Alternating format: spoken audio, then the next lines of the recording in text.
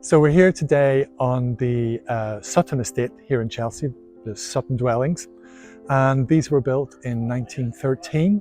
They're one of the very first examples of social housing here in the UK, purpose-built social housing, and were funded on the back of a bequest from a Victorian philanthropist called William Sutton, who died and left all his money to housing the poor and built a number of estates here in the UK, in London after his death. And this is the last of them, completed 1913. There's over 300 homes here on this estate, and all of them social rented, every one of them social rented, because there's no right to buy. This has never been local authority housing, it's never been a right to buy. So we find this little oasis of social housing right in the middle of some of the most expensive real estate in Europe, which was surrounded by the homes of many wealthy people here in Chelsea.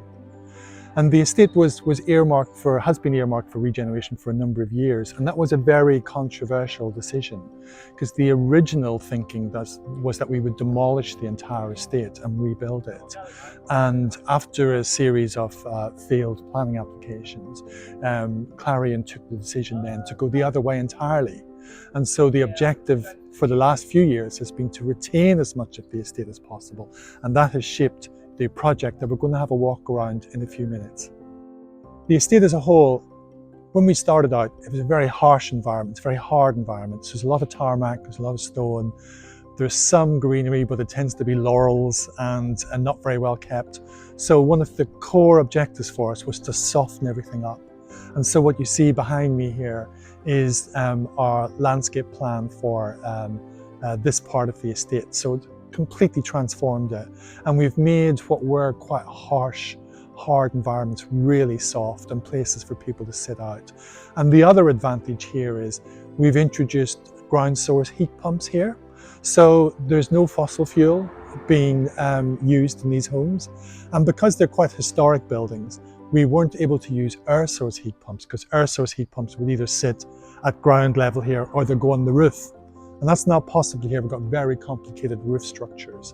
So we looked at ground source heat pump. And so underneath where we're standing, we have 27 boreholes that go 200 meters into the ground. Now, to give you an idea of how much 200 meters is, these buildings are about 25 meters tall.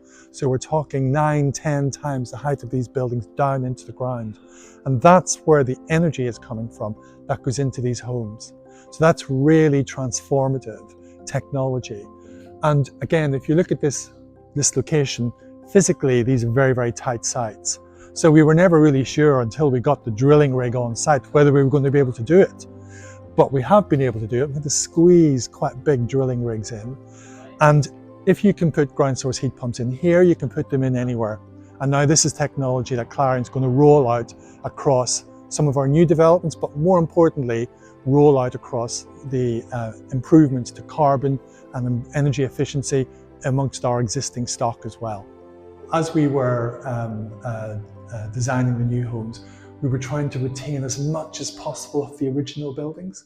So, for example, this metalwork here, the railings that you see here, it was a big fight, because actually it's cheaper to replace them.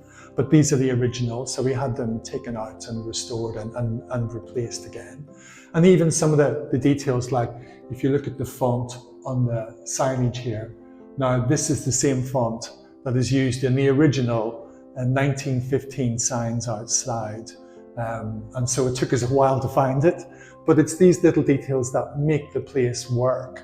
So people can, not lose sight of the history that's here, because this is an estate with a long, long history of offering accommodation to people here in London, and we don't want people to forget that.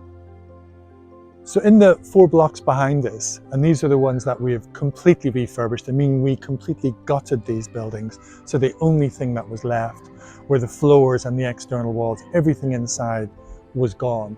And that's because what was there before, there was 147 homes before, but half of them were these tiny little bed sits, well below acceptable space standards. And actually what we need here is family housing. So what we've done is we've completely remodeled the internals. And so 147 has become 81, but within that 81, we have 1, 2, 3, 4 bedroom homes. quite a lot of them with balconies. None of them had balconies before.